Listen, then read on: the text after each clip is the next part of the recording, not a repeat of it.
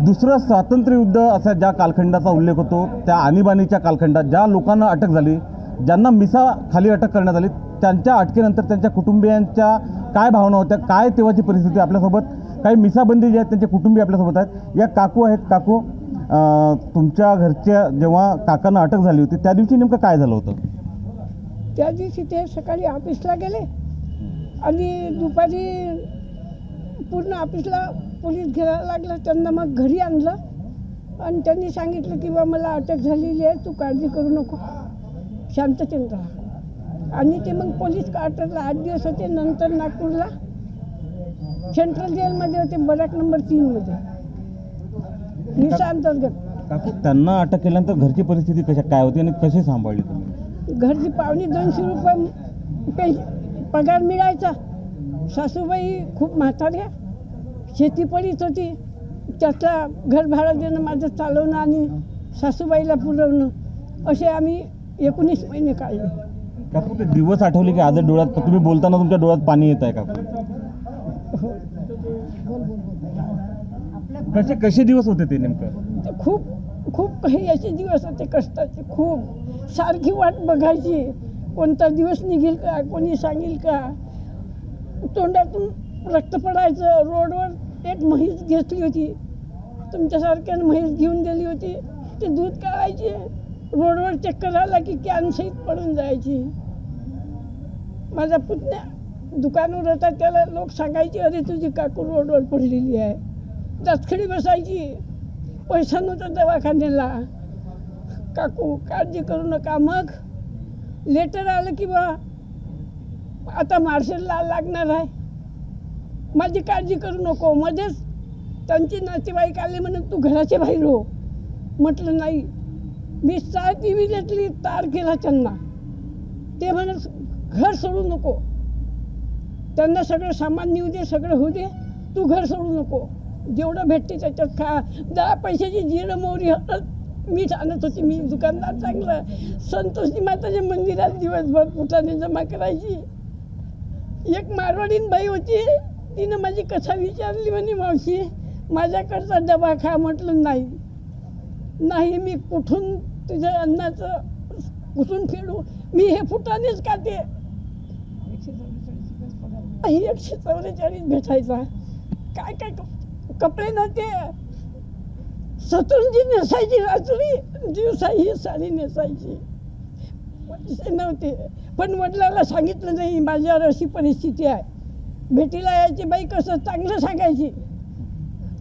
2 संघर्ष होते. एक जे मिसाबंदी आहे त्यांचा तुरुंगातला संघर्ष होता आणि कुटुंबाचा संघर्ष जो आहे तो घरात सुरू होता. काकू, तुमच्या घरचं कोण होतं नेमकं? माझे आजे सासरे तात्या सोहनी हे जेलमध्ये होते आणि आजे सासूबाई एकट्याच घरी होत्या. त्यांना 2 मुली, माझ्या सासूबाई आणि मावस सासूबाई असं. आणि ते जेव्हा जेलमध्ये गेले त्यावेळेस घरी कुणीच नव्हतं, म्हणजे आजी सासूबाई एकट्या होत्या आणि त्यांना खूप कठीण परिस्थितीत सगळं. भावना आवरून म्हणजे काय नेमकं तुमच्या भावना सांगतात सर्व काही? म्हणजे कशी त्यांच्यावर परिस्थिती आली असेल. मग आम्ही पुण्याला होतो आणि मग आम्ही सगळं म्हणजे तिथलं पुण्याचं सोडून इकडे अकोल्यात आलो त्यांच्यासाठी. पण जी परिस्थिती होती, मोठमोठे लोक आमच्या घरी येऊन गेले, पण मला काही हे संघ किंवा हे आणीबाणी वगैरे नीटचं काही माहीत नव्हतं. परंतु एक एक गोष्टी सगळे बाळासाहेब देवरस वगैरे खूप मोठमोठे लोक आमच्या घरी आले, आप्पाजी जोशी वर्ध्यावरून. आणि त्यांच्या ज्या नंतर गोष्टी ज्या ऐकल्या मी, तर मी एकदम हे झाले की बापरे, आपण केवढ्या मोठ्या माणसाच्या घरामध्ये आहोत, याचा अभिमान वाटतो मला. 50 वर्ष ज्या संघर्षाला झालेत त्या आठवणींना झालेत. काकू, माझे मिस्टर होते, अच्छा, जेलला नेलं होतं त्यांना. आणि ते शाळेत शिकवत होते, तर तिथे पोलीस गेले. हेडमास्टरांनी सांगितलं की संध्याकाळी त्यांना पाठवू. त्याच्यानंतर रात्री 11ला ते घरी आले. सगळं घराची झडती झाली आणि रात्री त्यांना नाशिक जेलला नेलं. मुलांना कसं सांभाळलं त्यांना?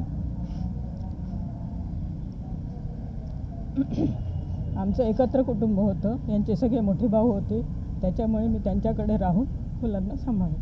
किती मुलं होते काकू? 2 मुलं, 1 मुलगा 1 मुलगी, लहान होते. आणि काका जेवढे दिवस जेलमध्ये होते 6 वर्ष. तो काळ कसा होता नेमका?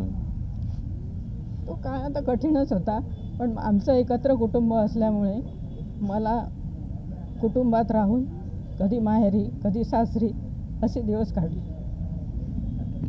काका, एक राष्ट्रधर्म होता आणि दुसरा एक कुटुंबाचा धर्म होता. तुम्ही जेलमध्ये असताना घरच्यांची आठवण येत होती का?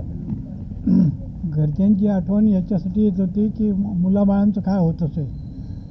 त्यांचं शिक्षण थांबून गेलं होतं, शाळेत ॲडमिशन झाली होती, पगार बंद असल्यामुळे ते शिक्षण घेऊ शकले नाही आणि आम्हाला ते कोर्टामध्ये भानगडी करावं लागल्या, त्याच्यातून न्याय मिळवावा लागला. अशाही परिस्थितीत यांनी मुलांचे संगोपन करून त्यांचं नुकसान होणार नाही आणि एकत्र कुटुंबातल्या परिस्थितीशी सामावून घ्यावं लागलं, त्यांना सांभाळून घ्यावं लागलं. मुलाचा हात जळला, मुलीला कुत्रं चावलं, दवाखान्यात इंजेक्शन सुरू झाले. अशा सर्व परिस्थितीमध्ये त्यांनी मुलांना सांभाळलं. त्यामुळे आम्ही तुरुंगवास हा सहन करू शकलो, नाहीतर आमचे हार्टफेल तिथंच झाले असते. मिसाबंदी हा देशाचा दुसरा स्वातंत्र्य लढा होता. मिसा जो काळ होता, मिसा ज्यांच्यावर लागला होता, ते खऱ्या अर्थानं दुसरे स्वातंत्र्य संग्राम सैनिक होते. मात्र त्यांनी हा लढा उभारलेला असताना त्यांच्या कुटुंबियांनी यामध्ये जो त्याग केलेला आहे तो निश्चितच कोणत्याही शब्दांच्या पलीकडचा आहे. उमेश अलोणे, ABP माझा, अकोला.